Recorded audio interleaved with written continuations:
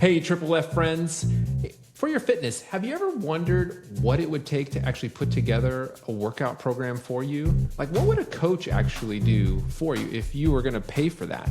Well, we want to show you how to do that without paying anything at all. Next, Triple F.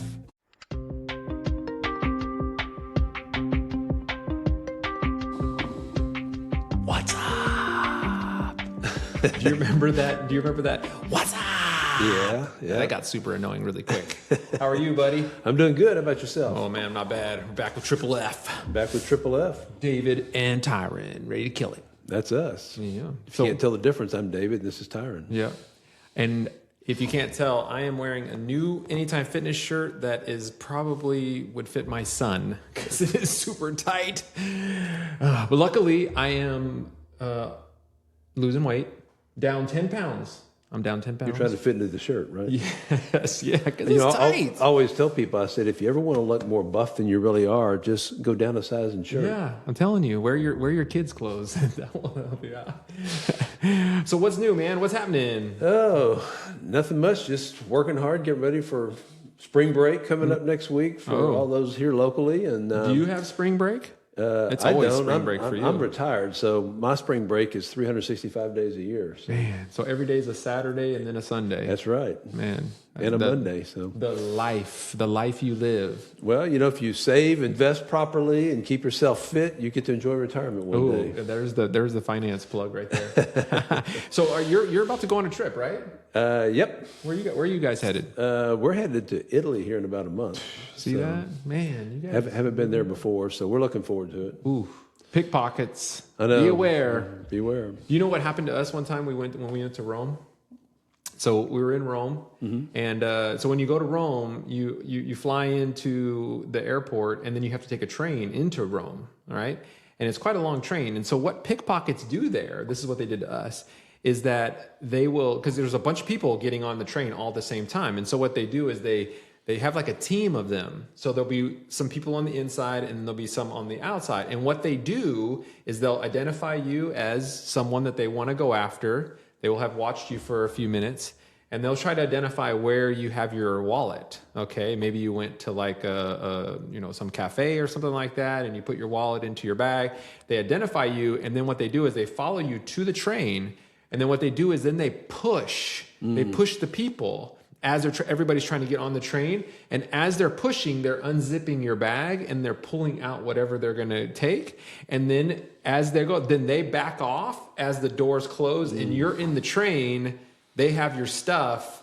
That by the time you realize that the train has already left. Wow. And then you see, hey, I'm picking, and then it's just too late. That's how they do it. And this is the fun part of our video. This is fun vacation, right?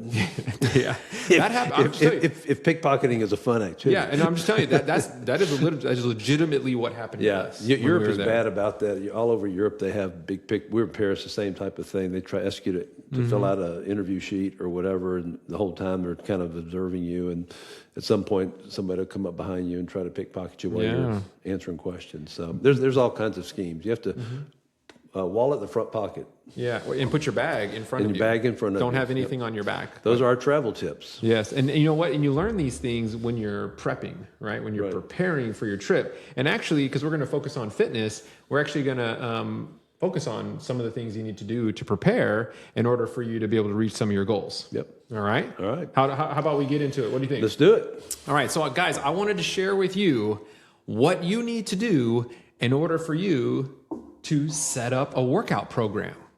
All right? What is it going to take in order for you to go into the gym and know exactly what you're going to do each time you go in? So I want to start at the high level and then break it down into some individual Is this what you components. do on your own, or is this if you have a trainer? You can do this on your own. On your own, okay. Yep. Now, if you hire a coach, he'll do it for you. They'll do this for you. All right? But for all of those you want to do it yourself, this is a good way to do it. But the coach won't work out for you, though. That's the coach will work out for you as long as you pay him. Okay.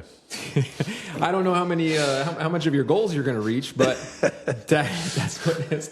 Okay, so there are some assumptions we need to lay out here. All right. First of all, the first assumption is that you are coming with your own motivation, because you don't have a coach to do that for you. So you got to be motivated. However you do that, if you're watching your favorite YouTuber every day and he's motivating you, telling you can go on, you can do it, great. The second assumption is that you're going to hold yourself accountable. All right. Now that can be in the form of setting up reminders or, having sticky notes on your mirrors or whatever that is, but you got to have something to hold you accountable. All right. So those are some assumptions. That's what you bring to the table on your own. Right. Yep. Now, if you have a coach, that is what they provide to you. Yep. Okay. That's what you're outsourcing. Right. Okay. Now, so let's say you're like, hey, I got all those things and I'm ready, but I really don't know what to do. So let's go through it. So the first thing you're going to need to do is you need to figure out what you want to achieve. All right. Now, that could be in the form of goals. That can be in the form of weight loss. That could be in the form of, hey, I want to go run a 5K, or I want to run a marathon, right, or I want to get better at swimming or golf or whatever it may be. Okay. And then what's nice about that is when you identify, hey, this is what I'm trying to achieve, then you can use the strength training and the cardio and all these aspects of fitness in order for you to be able to help you get better at whatever that thing is, okay? There are 3 main components when it comes to this type of a plan. The first one is going to be the easy one, which is the fitness, okay? Mm-hmm. The second one, which is the most boring, which is called the cardio. Mm-hmm. And then the third one, which is the most difficult, and that is nutrition. Yeah. Okay. So those are the 3 aspects that you're going to want to cover in some degree. In this particular episode, we are focusing on really the fitness and the cardio component. The nutrition piece we will cover in later episodes as we get more and more detail as to what to do for putting things in your mouth. Okay. Okay. Sound like a deal? Sounds good. All right. So let's say we've got an idea of what we want to achieve. Now we're going to look at, hey, what is my availability? Okay. So when we think about availability, this is really sort of what am I able to afford? And I don't mean financially, because if we're not using a coach, then right, we already have determined that, hey, we're looking to try to save some money because either we don't have the budget or, we think we can do it on our own. Okay. So what's my availability is about how often are you available to actually go and be in a gym or working out in some way. Yeah. Okay. Now, for some of us, that may be as little as 1 day, 2 days, 3 days, 4 days. I would say the general, gym goer that is really consistent usually will average about 4 days a week. Okay. Yeah. How many days do you go? I do 3 for sure, and every now and then I'll slip a 4th day in there. Okay. But then on the off days, I'm walking or cycling here at the house or something like that. Not every day, but some of the days, yeah. Those. It doesn't just have to be how many physically times you go at the gym. Yeah. All right. Physically about 3 times, and probably altogether 4 times. You're probably right. 4 okay. times. All right. So when you have that kind of availability, let's say it's 2 days, 3 days, 4 days, then that really will determine how you break up your fitness. Okay. And that could be in the form of doing strength training 2 days a week. And then the other 2 days doing something like cycling at home or on the street or going for a walk or going for a swim, whatever that may be. That could be the routine there. All right. Now, the other thing you want to think about is, right, so what would I do when I actually go to the gym or actually go outside? How am I going to, handle that? Okay, we're going to get into that. Before we do that, though, is you want to determine how experienced are you? Right. Okay. So how experienced are you? So when we think about that, are you a beginner? Are you someone that is just entering into a gym for the very first time? If that's the case, then you want to focus on the basics. All right. You want to think about just the basics, and you want to focus more on your form. All right. You want to make sure that you're doing it correctly and you're doing it safely. If you're moderate, right, you've been doing it for maybe, let's say, a year to 3 years, so you're moderately experienced. Well, there you want to look at how you can track your progress by logging, by making sure you're checking, on this particular lift, I am lifting this much. And then by 2 weeks from now or a month from now, I want to try to achieve this. And then you also want to think about switching up your programming, like what you're doing probably every 4 to 6 weeks. So it's possible you can get into this, but if you're a first time in the gym, it's best to probably find a manager or somebody to kind of show you around and some of the machines and Yep. You know, how to set them. Some of them are not obvious. You know, you get underneath something and you're not sure exactly what to do and what's going to lift the weight. But you really, before you start any of this stuff, I assume you really have to be familiar with the gym. So. Yeah, you really should. And a lot of times when you go and you join a gym for the very first time, they'll do a free consultation with you. They'll go over your goals, and they will try to sell you on personal training. That will be their main motivation. However, you can ask them, can you please show me the equipment to be able to help me? They may even have memberships that include some sessions with a coach to help get you started. I know at our clubs, we offer this. We call it the gold package. So good questions. Okay. But definitely you want to learn about the equipment to make sure that you're doing it correctly and you're doing it safely. Yeah, because you can get hurt if you start lifting something you don't know how to lock the weight back, but when you're done. So I've done that before on squat type 100%. Machines. So make sure you're familiar and you maybe test the equipment with like no weight on it. Just the bar, and just make sure you know all the movements and what's going to lift the weight and what's going to lock it back in when you're done, and to where you can set it down safely. So yep.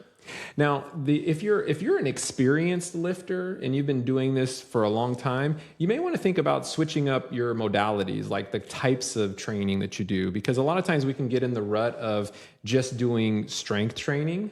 And maybe to mix it up and to sort of shock the body a little bit, you may want to get into some interval type training. You may want to look at hypertrophy training. You may want to move completely out of that and get into something that's completely out of your comfort zone, like a sport-specific training regimen, or get more into a sport. This can help in lots of ways. But if you're going to do that, get a coach, help you to learn whatever that might be so you learn it correctly. Okay.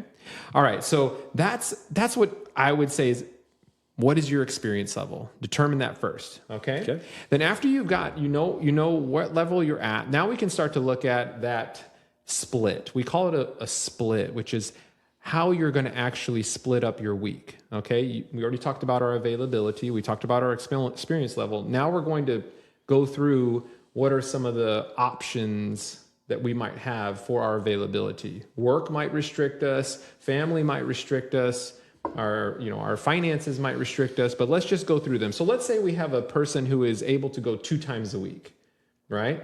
So if they're able to go 2 times a week, how would we split up that? So in my recommendation, I would recommend that you would do maybe full body on one day and then full body the next day. Okay? So you're hitting all your main muscle groups 2 times a week. And that is a general rule that you can go by, is at least get each muscle group at least once a week, if possible, maybe even 2 times a week. Okay, just depends on how your body responds to that. The other would be to go for a 2-day, let's say a week routine would be an upper body and a lower body. Okay? About how long do you need to wait between those if you're just going twice a week? How many days would you want? Well, I think in general, 1 day in between those two. One good rest day. 1 day, yep. Now, that all depends on your schedule. Now, the assumption is that if you're only able to go 2 times a week, that's likely because your availability just isn't that high, right? So you have a lot of other things going on. So you're going to need to schedule when that is. But I wouldn't necessarily do them back to back and then spend 5 days of not doing any kind of strength training or any kind of exercise at all. So try to spread them out if your schedule will allow you to do that. Okay. All right. Now, if we have somebody that's 3 days a week, then we get more variety here. So what we can do is we can do something like an upper body, lower body, and then redo upper body again. And then the following week, we would then alternate it. We would do lower body, upper body, and then lower body again. And so you just keep alternating each week with the upper body, lower body kind of switching as you go through. That's a pretty popular one to do. Yep. I think one that I see often and one that I actually would recommend would be an upper body, lower body, and then a full body workout. Okay?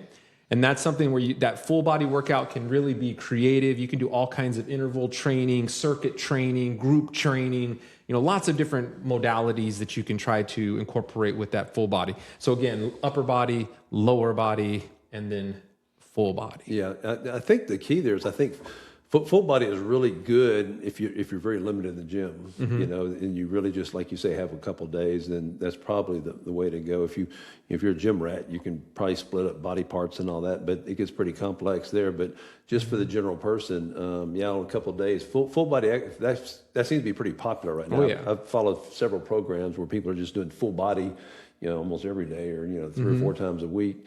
And it makes it a bit more interesting of a workout. Yeah. So. And there's some good reasons for it. And when we get towards the end, one of the last things we'll cover is, why are we creating programs like this? Why do we have them set up like this?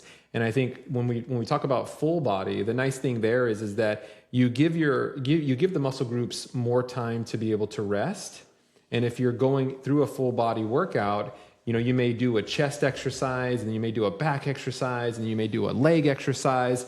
And then you come back to chest, and it's like the chest haven't had plenty of time to recover. Whereas for a lot of us sort of bro lifters that are out there, we'll do chest on Monday, which is actually what I do. I have to admit that's me. It's International Chest Day, and I'll do 7 exercises for chest, right? And that's just overwhelming, right? That's hard on the joints, and usually are going to cause some shoulder pains after a while.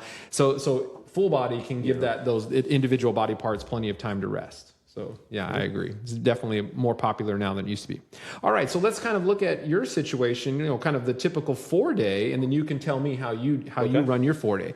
So if I had somebody who had 4 days, then we've got several different ways to do this. Now, the way I would do it is I would split it up first. We would split it up by areas of the body. Okay, and I'll kind of explain that in a couple different ways using some lingo that we use in the gym often. So one is a push day, all right? That would be the first day, push day. All right, a push day is when we're pushing things away from us, okay? This would incorporate muscle groups like our chest. It would include our front deltoid, our front shoulder, and it would include our tricep. Okay, these would be the main muscle groups that are being utilized in a push day. And then the next day that I would recommend would be lower body. So again, giving our upper body a little bit of rest. Next day would be lower body. So there we're going to target our thighs, or what we call our quadriceps. We're going to target the muscles on the back side of our quadricep, which is considered our hamstrings. We're going to target our ladies' favorite, which is our glute, our butt area. And then if you have time, you can work those calves. Some people really like to work calves. I have my theories on that. But anyway, okay, so that's the lower body. And then you would come after that with a pull day.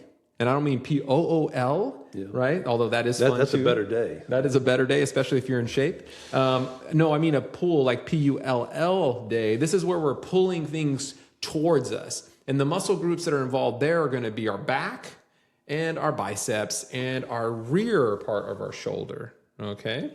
These are going to be the groups on our pull days. And then our 4th day, we would want to do something like arms and some core, maybe get after those shoulders a little bit more if we don't feel like we really targeted them really hard, or it's been quite a big separation from our push day to our arm and shoulder day. So that's how I would break that up.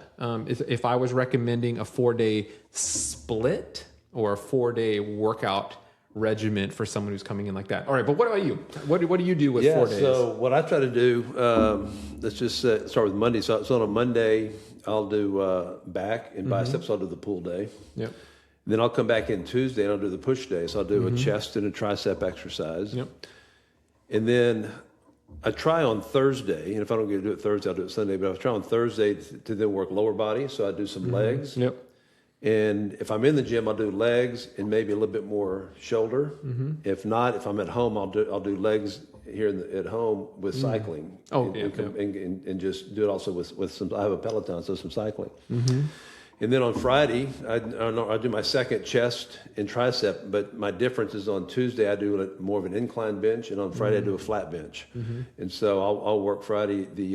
I'll do another push day for the chest is such a huge muscle, and I just you. Yeah, well, it's not as big as you think. As much as I lift, that it'd be bigger, but it's not that big. But I enjoy doing chest and triceps a lot, and so I really just like working on that. People probably don't know, but your triceps are like 60% of your upper arm, so they're much bigger than the biceps are. And so biceps, I do biceps probably once a week, and back once a week, chest, triceps twice a week, and then kind of lower body, once a week. So.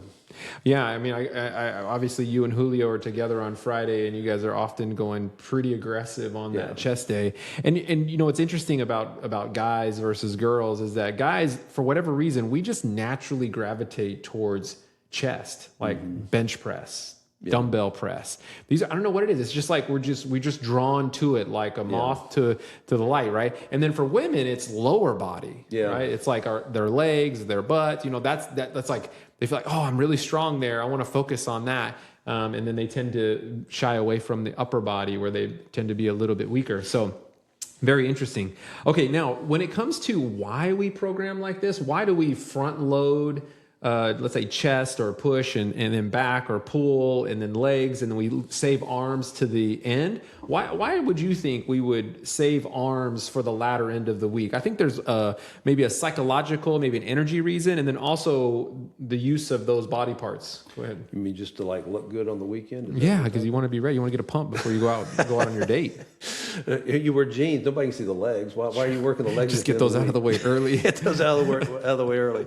But yeah, I don't know. It just always feels better to do upper body. I don't know. At the end. I mean, the blood flows in all the muscle groups. And that's, well. Let me share with you why from those two reasons, right? From an energy perspective and from a like just a utility perspective. So first, from an energy perspective, generally by the end of the week, we're kind of gassed out, right? We've been working all week. We're looking at the weekend. We're looking to relax more. And so doing arm day, going to the gym, feeling like, man, I just went through arms. I just did all of this. I want to do something that is a little bit easier, right?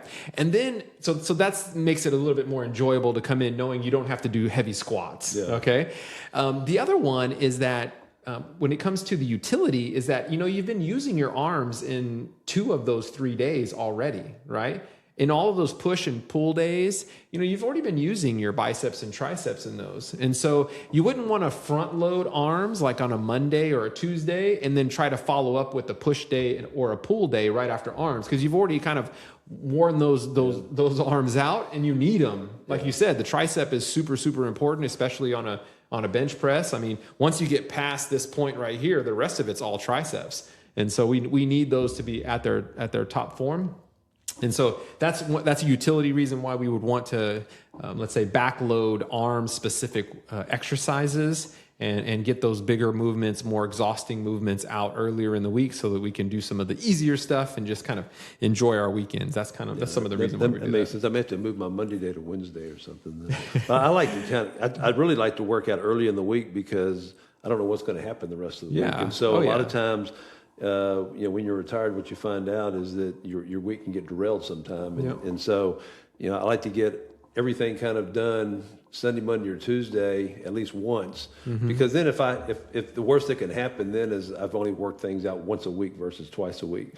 And I think once you're established in training and you're doing some good, heavy resistance training, at some point, I think you can just maybe do once a week, just kind of as maintenance, unless you're looking to be in a competition or something, and which I'm not. And so sometimes I'll just work things once a week as opposed to twice a week. Just if it depends on what the timing is, vacation or things that pop up, just out of the ordinary. So.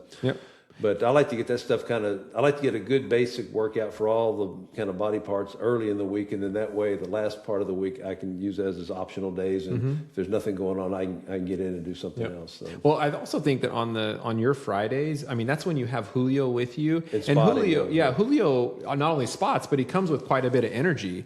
And so that also helps us later in the week if you have someone working with you, because that can really kind of pull that energy out of you. Whereas maybe if we're already really exhausted, we're just like, man, I'm just gonna take it easy on this workout. So that's also a benefit for you. Yeah, no, it is. Yep.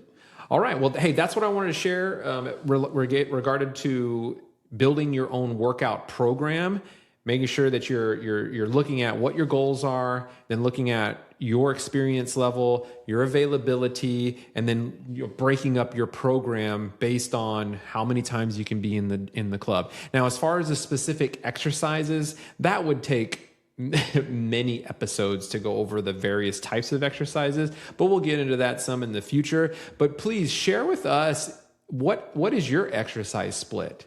How do you break up your week? Maybe there's some creative things that you can share with everyone in the comments below. Like and subscribe. Share this with others. We think it's super beneficial for everybody to know how they should build their workout programs.